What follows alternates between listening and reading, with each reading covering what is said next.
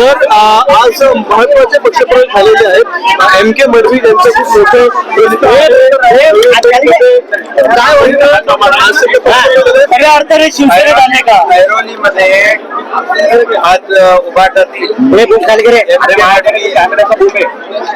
आधी नगरसेवक विनया मडवी, त्याचबरोबर करण मडवी आणि तेजश्री मडवी या चौघांनी शिवसेनेमध्ये प्रवेश घेतलेला उभाटामधून मी त्यांचं मनापासून स्वागत करतो आणि त्यांना शुभेच्छा देतो. त्यामुळे ऐरोलीमध्ये पूर्णपणे शिवसेनेचा पूर्ण जो ऐरोली भागामध्ये शिवसेना अधिक मजबूत होईल आणि शिवसेनेची ताकद तिथे ऐरोलीमध्ये अगोदर पासूनच मजबूत आहे आणि एम.के. मडवी आणि त्यांच्या कुटुंबियांनी प्रवेश केल्यामुळे आणखी शिवसेना तिथे मजबूत होईल. एम.के. मडवी एक कार्यकर्ता म्हणून काम केले अनेक वर्ष.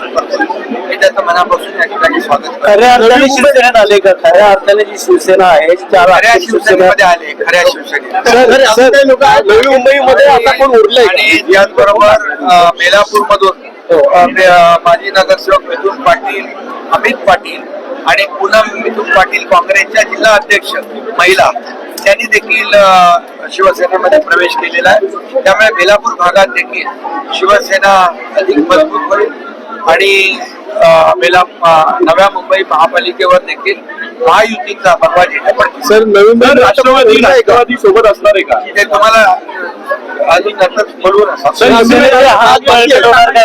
शिवसेना मजबूत आहे, बळकट आहे आणि या अशा सर्व लोकांच्या विश्वासामुळे अधिक बळकट होईल.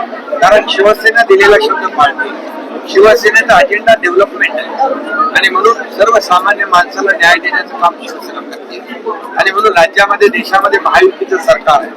देशामध्ये आदरणीय प्रधानमंत्री नरेंद्र मोदीजी आमचे नेतृत्व करतात, देशाला पुढे नेत आहेत आणि राज्यात देखील समविचारी आणि म्हणूनच डबल इंजिन सरकार महाराष्ट्रात आहे. त्याचबरोबर स्थानिक स्वराज्य संस्थांमध्ये देखील एका विचाराचं समविचारी पक्षाचं सत्ता आली तर डबल वेगाने, ट्रिपल वेगाने या ठिकाणी अशा शहरांचा देखील विकास होतो आणि म्हणून लोक हाच विचार करतात. शेवटी